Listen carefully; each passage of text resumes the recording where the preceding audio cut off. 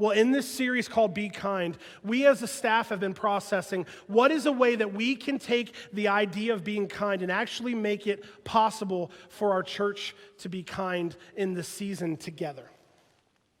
Because honestly, one of the things that we want for you every Sunday is to feel inspired to grow your relationship with God. Another thing that we want for you every Sunday is to hear good teaching that challenges you. But the third thing is we want to move you into living out your faith in the world around you. One of the ways that we're going to do that at the end of our Be Kind series is we are going to be making care kits for the homeless. So let me explain to you what I mean by that. We are actually going to be putting together these bags, I have a sample bag here, of things that we can have in a kit that we can give to homeless people that actually makes sense for homeless people. Doesn't make us feel good. It's about them and being kind to them. So in this kit, you're going to find a pair of socks. In this kit, you're going to find flushable wipes. In this kit, you're going to find things like a water bottle that they can continuously fill up. You're going to find some food that doesn't expire quickly or need refrigerated. In this kit, they're also going to find a list of resources on how they can know what's available in Springfield for them. In this kit, you're going to find some toiletry items like toothpaste and a toothbrush and maybe even some deodorant. We are going to do our best to give people in our homeless community exactly what I'm hoping will help them get through the day because of God's kindness. Now, here's the deal. It would be real simple for us to say, come into the church, make some bags. We'll have Pastor Missy go to a homeless shelter and pass them out. That's not what we're doing.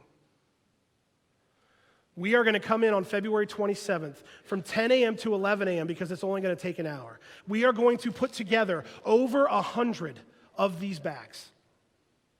We are going to bring them up on stage the following Sunday, February the 28th. We are going to pray over these bags that somehow these simple bags would bring someone closer to God through kindness of God's people. And then we are going to hand these to you to put in your car so that maybe, just maybe, instead of passing the homeless people and trying not to make contact so you don't have to give them any money, maybe you have something you can give them. Because it's not about the church being kind as a church. It's about the church as a people being kind.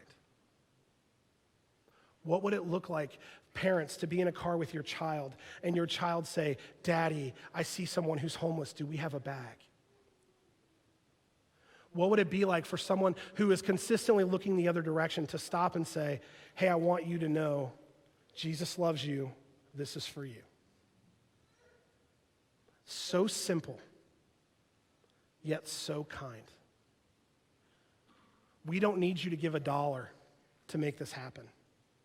I'm not up here asking you to give to this because you already have. Through our Christmas donations and all the things that we were able to do for these kids through giving gifts and through even the thermal underwear Pastor Mark was talking, we set aside some money for this. So if you're able on February 27th between 10 and 11 to grab one of these and help us fill them, and we'll do that safely, and we invite you to come in. If you can be here February the 28th to grab one to take home, just promise us you'll keep your head on a swivel for people in need. Families who are at home, we know that some of you feel very unsafe right now or very concerned about bringing your children back into the space with everything else that's going on. We have Pastor Matt and Pastor Janine have been sending home kits. And part of that kit is the ability for you to put one of these together, and you can do it as a family.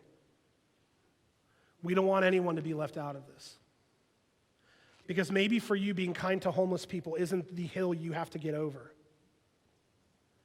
But church, the homeless population in our city is out of control. And our city consistently looks to the government and says, help us, we need more resources, help us, we need more resources, while we continue as church to sit in our pews and say, isn't that sad about the homeless people?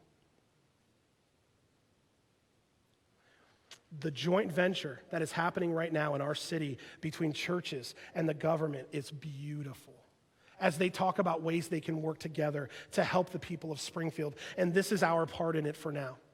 Not only do we have people showing up at warming centers to help with the Salvation Army, folks, we are going to look in the eyes of people who God has created and not look away as we put something in their hand that lets them know that they are seen. And that is huge.